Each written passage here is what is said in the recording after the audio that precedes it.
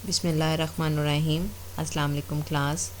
कैसे हैं बेटे आप लोग? होप सो आप लोग सब ठीक होंगे। I am your teacher and we are discussing the principles of micro economics and today our topic is consumer surplus. अभी जो लास्ट हमने बेटे डिमांड एंड सप्लाई किया, मार्केट एफिशिएंसी हमने पढ़ी, हमने मार्केट इक्विलिब्रियम पढ़ा। नेक्स्ट हमारा जो टॉपिक आता है वो है हमारा कंज्यूमर और प्रोड्यूसर सरप्लस, कि आपका प्रोड्यूसर का कंज्यूमर का सरप्लस कहाँ पर होता है। सरप्लस क्या होता है कि एक चीज़ का आपका एक असेस में होना, एक्स्ट्रा होना, हम उसको डिस्कस करेंगे। और इन दिस चैप्टर में हमने what is consumer surplus, how it is related to the demand curve, what is producer surplus, how is it related to the supply curve. देखें, कंज्यूमर सरप्लस है, वही बात आती है कंज्यूमर रिलेटेड। मैंने आपको बताया था कि कंज्यूमर किससे रिलेटेड करता है, डिमांड से, और प्रोड्यूसर किससे रिलेट करेगा, सप्लाई कर्व से। तो what is consumer surplus, how is it related to the demand curve, and what is producer surplus, how is it related to the supply curve, हम इसको देखेंगे। देन उसके बाद आता है do markets produce a desirable allocation of resources. क्या markets जो हैं, जितने भी एलोकेशन ऑफ रिसोर्सेज हैं, क्या उनको अच्छी तरीके से एलोकेट करती है कि नहीं, और कुड द मार्केट आउटकम भी इम्प्रूव्ड अपॉन, क्या हमारे मार्केट आउटकम जो होते हैं वो उसको बेहतर बनाते हैं कि नहीं बनाते हैं। तो इस चैप्टर में हमने ये 3 बेसिकली पॉइंट्स को हमने डिस्कस करना है। फर्स्ट ऑफ ऑल बेटे, what is the welfare economics. Welfare economics क्या होती है? Recall the allocation of resources refers to. अगर हम थोड़ा सा अपने माइंड को रिकॉल करें कि एलोकेशन ऑफ रिसोर्सेज क्या होता है, देखिए हमने 10 प्रिंसिपल्स में पढ़ा था कि हाउ मच, मतलब सिंपली कि आप कितनी चीज़ प्रोड्यूस कर सकते हैं, कितनी प्रोड्यूसर कितनी प्रोड्यूस करेगा, कंज्यूमर कितनी कंज्यूम करेगा, और आप उस गुड को कितना प्रोड्यूस कर सकते हैं। मींस आप इसमें देखेंगे कि how much of each good is produced, which producer produce it and which consumer consume it, कि कौन इसको ख़रीदेगा, कौन इसको प्रोड्यूस करेगा, कितनी क्वांटिटी हमने प्रोड्यूस करनी है।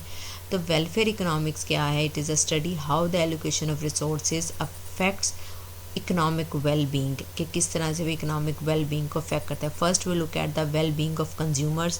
पहले हम देखेंगे कि हमारा कंज्यूमर्स की वेल बींग को किस तरह से एलोकेशन ऑफ रिसोर्सेज अफेक्ट करेंगे। सब फर्स्ट ऑफ ऑल बेटे हम इसको देखेंगे विलिंगनेस टू पे, इसको हम WTP से ज़ाहिर करेंगे। विलिंगनेस टू पे, देखें विलिंगनेस क्या होती है? एक इंसान की मर्ज़ी है। अब देखें, आपकी अपनी चॉइस है। अगर आप मार्केट में जाते हैं, आप कुछ ख़रीदना चाहते हैं, तो आपकी मर्ज़ी है। आपकी विलिंगनेस होगी तो आप चीज़, कोई आपको ज़बरदस्ती चीज़ तो नहीं लेके देगा। आपकी विलिंगनेस होगी बायर की तो वो चीज़ को ख़रीदता है। जैसे अब buyer's willingness to pay for a good is the maximum amount the buyer will pay for that good. अब ये विलिंगनेस टू पे क्या है कि मैक्सिमम जितना वो उसको पे कर सकता है उस गुड के लिए वो पे करता है, वो उसकी विलिंगनेस टू पे कहलाती है। जैसे फॉर एग्ज़ाम्पल आपके सामने एक एग्ज़ाम्पल मैंने रखी हुई है कि एक आईपॉड के लिए या कोई भी गुड, हाँ अगर हम ले लें, उसको ख़रीदने के लिए 4 लोग हैं, ठीक है। जैसे ज़िशान, नबील, अदील एंड जमाल, 4 लोग हैं। 4 लोग की विलिंगनेस टू परचेज़ जो है, जैसे ज़िशान की विलिंगनेस है उस चीज़ को ख़रीदने के लिए, आईपॉड जैसे हमने एक एग्ज़ाम्पल लिया है, वो 250, उसकी 175, 300 एंड 125, ये उसकी विलिंगनेस टू पे, मतलब इस हद तक वो पे कर सकता है। ठीक, क्लियर हो गया कि ज़िशान जो है वो 250 तक पे कर सकता है, नबील 175 तक, अदील 300 तक एंड जमाल 125 तक पे कर सकता है। देन अब हमने देखना है कि आया if price of iPod is 200, अगर आईपॉड की प्राइस 200 होती है तो कितने लोग उसकी क्वांटिटी डिमांड करेंगे। अब देखें, ज़िशान इसको डिमांड करेगा एंड नबील डिमांड करेगा। क्यों? क्योंकि प्राइस 200 पे नबील इसके करीब है, ज़िशान इसके करीब है, तो 2 लोगों ने इसको डिमांड किया और हेंस इसकी क्वांटिटी डिमांड कितनी हुई 2 और प्राइस कितनी है 200। अब नेक्स्ट बेटे हमने विलिंगनेस टू पे तो देख लिया। देन उसके बाद हम देखते हैं, हमने एक रेंज निकालनी है, डिमांड कर्व को हमने अब ड्राइव करना है। पहले मैंने आपको सिंपली आपको विलिंगनेस टू पे बता दिया, देन हमने उसके बाद उसकी एग्जांपल में बता दिया कितने लोग उसको विलिंग कर रहे थे, उसकी अजम्पशंस हमने कर ली कि 200 प्राइस थी। नेक्स्ट बेटे, अब इस चीज़ को अब आपने ध्यान से देखना है, बहुत इम्पॉर्टेंट है कंज्यूमर सरप्लस हम सबसे पहले कर रहे हैं कि किस तरह से कंज्यूमर का सरप्लस होता है हर एक का, तो हम उसको रीड करते हैं। ये आपको लॉन्ग क्वेश्चन के लिए अगर आता है तो बेटे आपने इसको ये प्रॉपर सारी चीज़ें ड्रॉ करनी है, टेबल बनाना है और थोड़ी थोड़ी उसकी एक्सप्लेनेशन करते चले जानी है। अब WTP and the demand curve. अब डिमांड कर्व देखें हमने किस तरह से डराइव करना है। प्राइस ऑफ आईपॉड, ये हमने एक रेंज ले ली, देखो 250 से 125 तक जा रहा है, ये मीन्स 300 तक, मीन्स हम इसको मैक्सिमम कहाँ तक जा रहा है 300, हम रख लेते हैं 300 से अबव। देन 251 50-50 का हम गैप रख लेते हैं, ठीक है। 251 से 300, 176 से 250, 126 से 175, 0 से 125, मीन्स 301 से ऊपर किसी ने नहीं ख़रीदा। 251 से 300 पे कौन जा रहा है, ज़िशान जा रहा है, अदील जा रहा है, ठीक हो गया 300 तक। 176 से 250 की रेंज में कौन जा रहा है जनाब, 176 में ज़िशान और नबील 2 लोग जेल ले रहे हैं। अगर 126 से 175 में जाएं तो 3 लोग हैं, 0 से 125 में 4 लोग हैं, डिमांड कर रहे हैं। मीन्स 300 से एक जब उसकी प्राइस ऊपर हो जाए अगर आईपॉड की, तो कोई भी उसको डिमांड या कोई भी उसको बाय नहीं करेगा। अगर उसकी 251 से 300 प्राइस हो जाती है तो सिर्फ एक जो अदील है, सिर्फ अदील उसको ख़रीदेगा। अगर हम उसको कम करते हैं तो ज़िशान और अदील, ये उनकी विलिंगनेस टू पे है कि वो इतना इतना पे कर सकते हैं, और ये हमने एक प्राइस उसकी एक रफ सी बनाई। और अब डिमांड कितने हो रहे हैं, 1 2 3 4। अब देखें इस प्राइस और इस डिमांड को अब हमने ग्राफिकली ड्रॉ करना है। यहाँ तक आपको क्लियर है। देखें प्राइस को हमने रेंज कर लिया कि मिनिमम 125 से शुरू होता है, 0 से हम 125 का गैप रखते चले जा रहे हैं। 0 से 125 में कितने लोग आ रहे हैं, 4 लोग ख़रीद रहे हैं। 126 से 175 3 लोग ख़रीद रहे हैं। 176 से 250 ज़िशान और अदील 2 लोग ख़रीद रहे हैं। 251 से 300 जस्ट अ 1 मैन अदील ख़रीद रहा है। 300 से ऊपर कोई भी नहीं है, मतलब कोई विलिंग ही नहीं है उस चीज़ को ख़रीदने के लिए। तो इट मीन्स 300 से ऊपर हमारी जो क्वांटिटी होगी 0 होगी।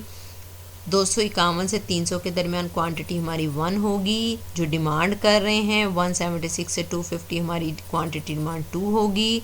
126 से 175 3 होगी, और 0 to 125 हमारी कितनी क्वांटिटी डिमांड होगी, 4 होगी। क्लियर यहाँ तक बेटे।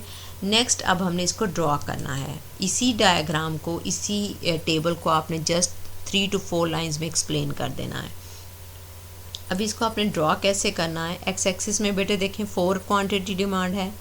प्राइसेस हमारी 0 से जाते हुए 300 350, मतलब 50 का हम स्केल ले रहे हैं, 0 50 100 150 200 सो ऑन जा रहा है हम 300 to 350।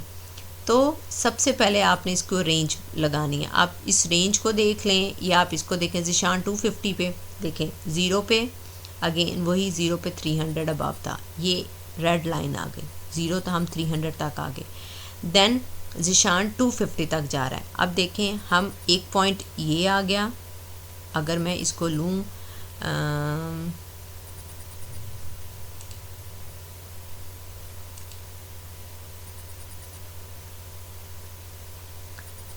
300 पे,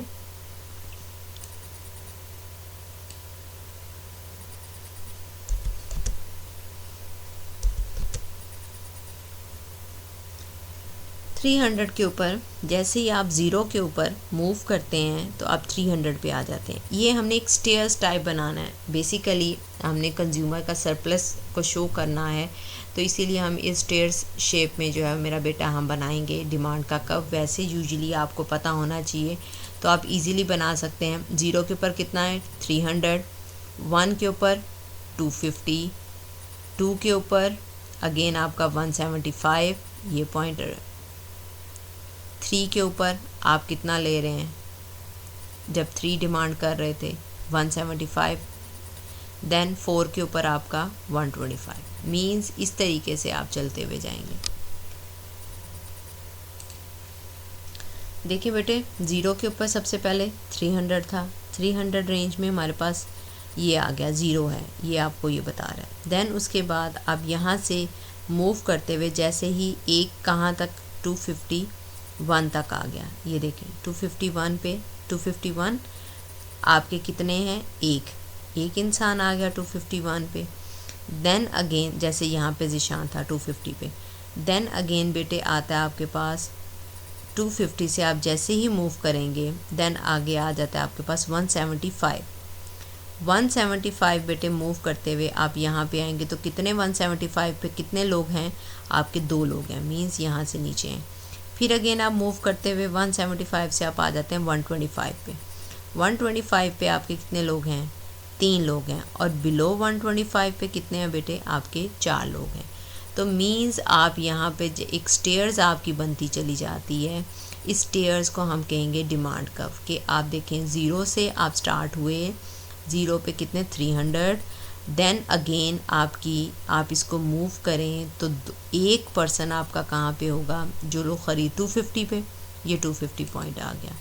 देन अगेन आप मूव करते जाएं 250 से आप अगेन आएंगे 175, देखें ये 175 ये पॉइंट आ जाएगा। 175 पे कितने लोग आपकी डिमांड कर रहे हैं, 2 लोग। देन अगेन आप आगे मूव करते हैं तो 125 यहाँ पे आते हैं तो कितने 125 पे आपके 126 तक बनता है तकरीबन 126, और आपके पास देन 3 लोग आ जाते हैं। 126 से अगेन आप जब नीचे डाउनवर्ड जाते हैं तो आपके पास 4 लोग आ जाते हैं। तो इट मीन्स कि 4 लोग आपके पास ये आपकी डिमांड का कर्व बन जाता है। नेक्स्ट उसके बाद बेटे हम आते हैं, यही demand curve looks like a staircase with 4 steps, 1 per buyer. If there were a huge number of buyers as in a competitive market, there would be a huge number of very teeny steps and it would look more like a smooth curve. तो means उसने कहा कि आप यहाँ पर तो हमने just values ली 4 steps की, 4 स्टेप्स में हम वहाँ तक आ गए, लेकिन आप जब बहुत ज़्यादा अगर हमारे कम्पिटिटिव मार्केट्स हो, वहाँ बहुत ज़्यादा बायर्स हों, हर एक की डिमांड डिफरेंट हो, विलिंगनेस टू पे उनकी डिफरेंट हो, तो हमारे पास एक कर्व इतना स्मूथ बन जाता है कि वो जस्ट अ नेगेटिव स्लोप लग रहा होता है। अब इस कर्व में आपने बेटे एक ही कर्व में सब चीज़ें एक्सप्लेन करनी, आपने बार बार कर्व नहीं बनाना है, आपने जस्ट वंस आपने एक कर्व बनाना है, उसी कर्व में आपने उसके 4 पॉइंट्स को डिस्कस कर देना है। 300 पे देखें हमने पढ़ा था अदील विलिंगनेस टू पे है, 250 पे ज़िशान और अदील 2 लोग आ गए, 150 से अबव पे कौन, नबील ज़िशान और अदील आ गए, 125 से या 125 पे जमाल नबील ज़िशान अदील ये चारों आ गए। तो मीन्स आपकी at any Q the highest of the demand curve is the W2P of the marginal buyer, the buyer who would leave the market if price were any higher. कहते हैं the buyer who would leave, इनमें से buyer वही leave कर सकता है जब would leave the market if price पर एनी हायर, अगर कीमत हायर होती चली जाए। फॉर एग्जांपल देखें अगर कीमत 300 होती है तो जस्ट कौन लेगा, अदील लेगा, बाकी सारे बायर क्या करेंगे, लीव कर जाएंगे। लेकिन अगर कीमत 125 रहती है तो चारों बायर ले लेंगे, ठीक। तो आप बायर वो लीव करता चला जाएगा जितनी कीमत आपकी हाई होती चली जाएगी। तो कंज्यूमर सरप्लस आपकी बेसिकली डेफिनेशन क्या हुई, it is the amount a buyer is willing to pay minus the buyer actually pay, कि वो विलिंग टू पे कितना करना चाहता है और एक्चुअल में वो कितना पे कर रहा है, वो आपका कंज्यूमर सरप्लस कहलाता है। अब देखो जैसे फॉर एग्जांपल सपोज प्राइस 260 थी, क्लियर, अदील का हम निकाल रहे हैं कंज्यूमर सरप्लस। अदील ने 300 पे कर सकता था, विलिंगनेस टू पे उसकी कितनी थी, मतलब उसके पास पैसे 300 तक उस चीज़ को वो पे कर सकता था। अदील 300 माइनस एक्चुअल में वो कितना पे कर रहा है 260, यानी 40 उसका क्या हो गया, सरप्लस हो गया। मींस उसके पास उस चीज़ को ख़रीदने के लिए 300 रुपये थे, वो विलिंग था उस 300 रुपये में कि अगर उसकी कीमत 300 रुपया वो दे सकता है, लेकिन एक्चुअल में उसने कितनी पे किया 260। तो 300 में से 260 को माइनस कर दें तो हमारे पास 40 उसका क्या है, सरप्लस हो गया, क्लियर। इसी तरह हम इस डायग्राम में निकालेंगे, जैसे ये देखें एक्चुअल में अदील 300 पे करना चाहता था, लेकिन अदील ने कितना पे किया 260, इतना कीमत ये थी, क्लियर। हम ये प्राइस कह रहे हैं कि प्राइस 260 थी, अदील ने इस कीमत जो ये लाइन ब्लू लाइन शो करी है कि 260 उसने पे किया और एक्चुअल में वो कितनी पे कर सकता था 300। अब ये जो गैप है ग्रीन कलर का ये आपका अदील का क्या है कंज्यूमर सरप्लस है, ये उसका सरप्लस यानी उसके पास ये पैसे ज़ायद आ गए।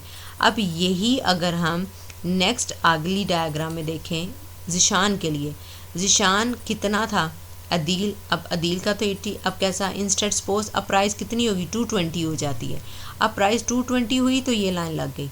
अब 220 पे अदील का CS कितना हो गया, अदील 300 देना चाहता था, 300 में से 220 माइनस की, यानी अब ये सारा 80 किसका आ गया अदील का सरप्लस। ज़िशान का सरप्लस कैसे निकालेंगे आप, ज़िशान कितना विलिंग था 250 पे, 250 में से 220 माइनस करें तो ज़िशान का सरप्लस 30। तो दोनों कस्टमर्स का दोनों कंज्यूमर्स का जब हम सरप्लस निकालेंगे 30 और 80 को प्लस करेंगे तो टोटल आपका कितना सरप्लस बन गया 110, और तो इट मीन्स आपका टोटल सरप्लस 110 हो जाएगा। नेक्स्ट अगर हम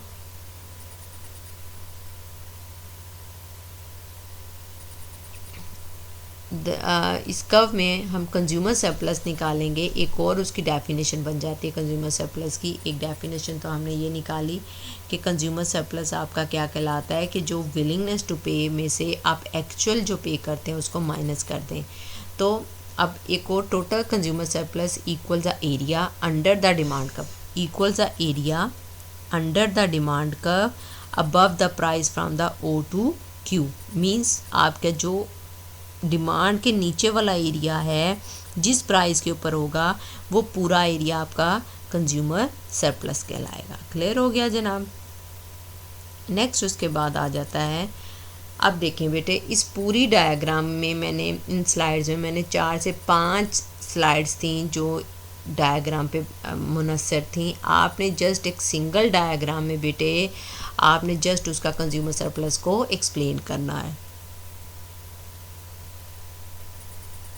नेक्स्ट आ जाता है consumer surplus with lots of buyer and a smooth demand का।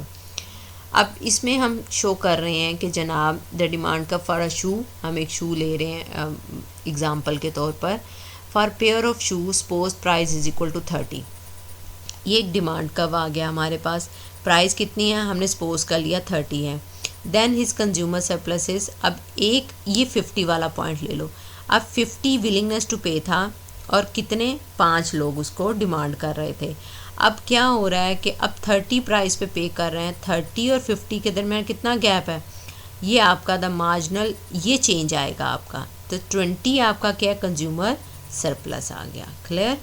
अब इसी चीज़ को आप इसको इस तरीके से भी कर सकते हैं, CS is the area consumer surplus the area between P and the demand का from the O to Q। O to Q जो आपका प्राइस के दरमियान वाला एरिया ये आपका कंज्यूमर सरप्लस कहलाता है। रिकॉल हम कर सकते हैं area of a triangle equal 1/2 multiply base multiply height, ये एक आपका मैथ के तौर पर भी हो सकता है बेटे। इसको अगर हम इस तरह से भी निकालना चाहे, देखें area of the triangle equal 1/2 multiply base multiply height. अब देखें high of this triangle is 60, देखें 30 40 50 60, 60 और 30 के माइनस किया तो हाइट कितनी है इसकी 60, और माइनस उसकी आपने बेस कितनी ले रहे हैं 30, तो 60 माइनस 30 इज इक्वल टू 30। सो आपका कंज्यूमर सरप्लस कितना आ गया 225। क्लियर हो गया। नेक्स्ट उसके बाद आगे आ जाते हैं, how a high price reduce consumer surplus. High price किस तरह से कंज्यूमर सरप्लस को कम कर देती है। ऑब्वियसली बात है बेटे, पहले हम 30 ले रहे थे तो ये पूरा एरिया था, ये पूरा एरिया था हमारा कंज्यूमर से, लेकिन जैसे ही अब ये डिमांड का जैसे ही प्राइस हाई करती है तो यहाँ से 15 लोग जो पहले ले रहे थे अब कितने लोग डिमांड करेंगे 10 लोग। प्राइस के हाई करने से अब हमारा जो और क्यू का एरिया बनता है वो ये शॉकिंग पिंक कलर का ये एरिया जो है कंज्यूमर सरप्लस होगा। ये वाला जो area falling consumer surplus due to the remaining buyers paying high price, अब वो हाई प्राइस पे करेंगे। और ये जो है ये fall in consumer surplus due to buyers leaving market. अब ये क्या है, कंज्यूमर में बहुत सारे लोग जो हैं वो मार्केट को लीव कर गए, ये वो एरिया होगा। ये अब एक्चुअल में कंज्यूमर सरप्लस कम हो गया। ये एरिया क्या है कि अब ये वाले उन्हें हाई प्राइस पे करनी पड़ी है और ये वाला एरिया क्या है कि ये लोग वहाँ से मार्केट से बाहर आ गए हैं। ये कुछ एक एक्टिविटी है बेटे, डिमांड कर्व के लिहाज से कुछ प्राइस हैं उसको आपने डिस्कस करना है। आप इसको देख लीजिएगा।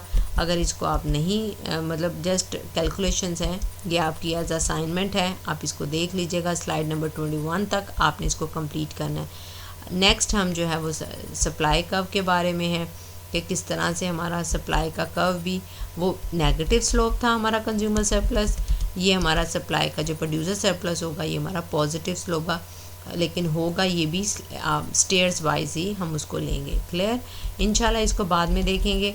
अभी फ़िलहाल आपने मेरा बेटा कंज्यूमर सरप्लस को आपने देखना है। कंज्यूमर सरप्लस के एक ही आपने डिमांड कर्व को स्टेयर वाइज जो बना के आपने उसको 4 स्टेप्स में आपने उसको ड्रॉ करना है। उसमें आपने एक ही डायग्राम में आपने कंज्यूमर सरप्लस को देखें। सरप्लस सिंपल सी बात है कि आप विलिंगनेस टू पे आप 300 पे विलिंग थे, लेकिन एक्चुअल में उसकी प्राइस 260 थी, तो ये जो गैप आएगा वो आपका कंज्यूमर सरप्लस कहलाएगा। और प्राइस हाई करने पे आपका कंज्यूमर सरप्लस कितना होता है उसको आप देख लीजिएगा। अभी फ़िलहाल आप इसको इतना ही रखें, इंशाल्लाह बाकी हम प्रोड्यूसर सरप्लस जो है वो नेक्स्ट क्लास में डिस्कस करेंगे। बहुत शुक्रिया बेटे, अपना ख्याल रखिएगा। Stay blessed.